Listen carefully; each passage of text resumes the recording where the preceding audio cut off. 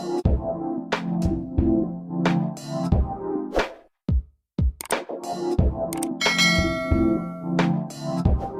everyone, this is D, Movieman, fellow cinephile, popcorn addict, and emerging film critic, coming to you with reliable recaps, reviews, and reactions. And today, I'm coming to you all with a review for The Adam Project, directed by Shawn Levy, and starring Ryan Reynolds, Walker Scobell, Mark Ruffalo, and Jennifer Garner. Story-wise, the film is centered around Adam Reed, a time-traveling pilot who accidentally crash lands into the present day. There, he realizes that in order to prevent a less than ideal future from occurring, he must team up with the most unlikely person imaginable, himself. So, I'm going to start with the pros. There was a lot I enjoyed about this one. As I mentioned, this film was directed by Shawn Levy, who's previously directed films like Cheaper by the Dozen, the Night at the Museum series, Real Steel, and most recently, Free Guy just a few months ago. What I really appreciate about Shawn Levy is that he really knows how to create these very straightforward, very charming, and very heartfelt films. He makes genuinely feel-good films, and that's something we really do need. And this film really is no different. And since I also enjoy a good time travel / sci-fi flick, this was right on target. This was definitely giving me Terminator, Days of Future Past, and Looper, but with more of a family-friendly twist. But I have to say, what really made this film so impactful was its subtext and its deeper message. Beyond just saving the future, this film really delves into childhood trauma and disruption and neglect and grief and loss and the impact that can have on your development mentally and emotionally. I was really not expecting this film to have that kind of depth, and I found it to be very touching and a really pleasant surprise. Something I also found really funny about this film is that 4 of the cast members either have been or currently are Marvel superheroes. And if you think you know which 4 Marvel superheroes I'm talking about, please feel free to drop a comment down below. The core message of the story reminded me a lot of Disney's The Kid in 2000, starring Bruce Willis. Similar to this film, The Kid is about a successful but abrasive image consultant who has a strained relationship with his father. But one day, he is mysteriously confronted with his 8-year-old self, and from there, we really see this journey of self-discovery and reflection as he comes to terms with what has shaped his life and himself as a person. And the same with Real Steel. At the core of that is a father-son relationship that is developing in very unexpected circumstances. But in all 3 of those films, there is this deeper, emotionally introspective element that elevates them in a really profound way. And I absolutely love that. I also thought this was a really great cast, and I really enjoyed the chemistry that everyone had with one another. I thought Ryan Reynolds and Will Scobell especially worked well together as the 2 Adams. And what's funny is I only knew about Ryan Reynolds starring in this as far as the casting, so then seeing all these familiar faces that I wasn't expecting to see was really exciting. Let me tell you, if you are a fan of 13 going on 30, then there's a really nice surprise in this film for you.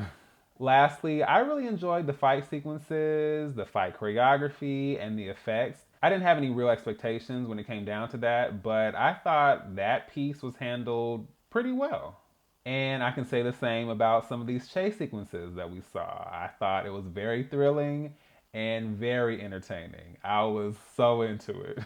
All right, now I'm going to jump over to the cons. I had a few issues with this one.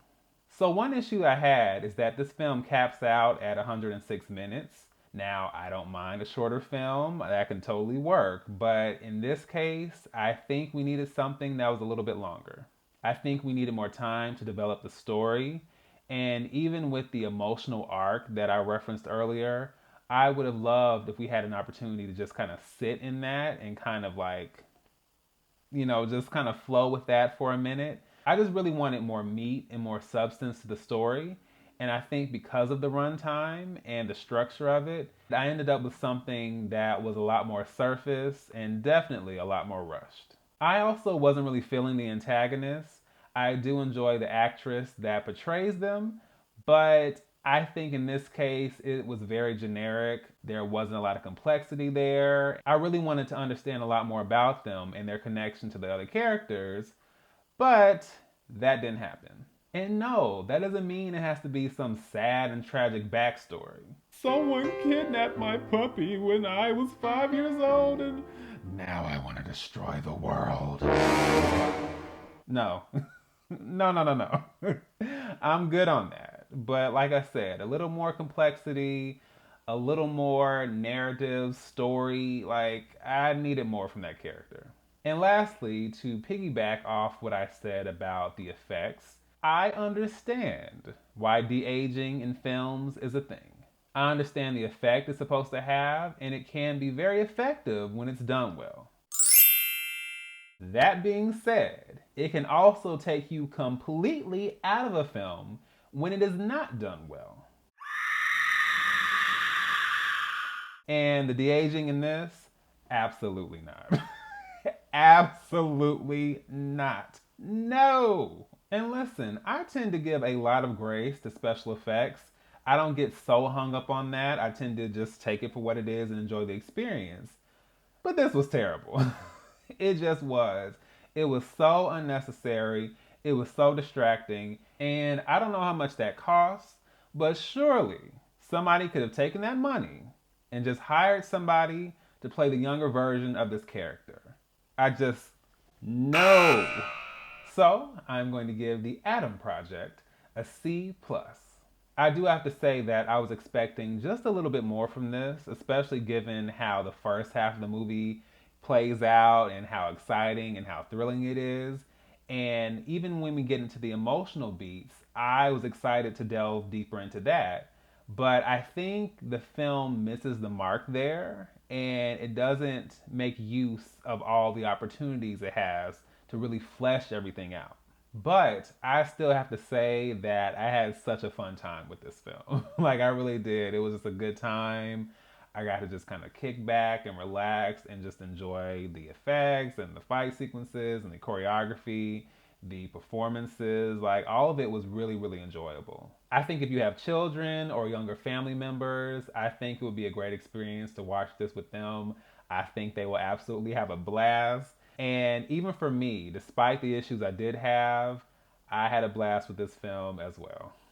The Adam Project will be streaming on Netflix March 11th. You guys are free to check it out, leave your thoughts below, and let me know what you think. So, once again, this is D Movieman signing off, and I'll see you at the movies.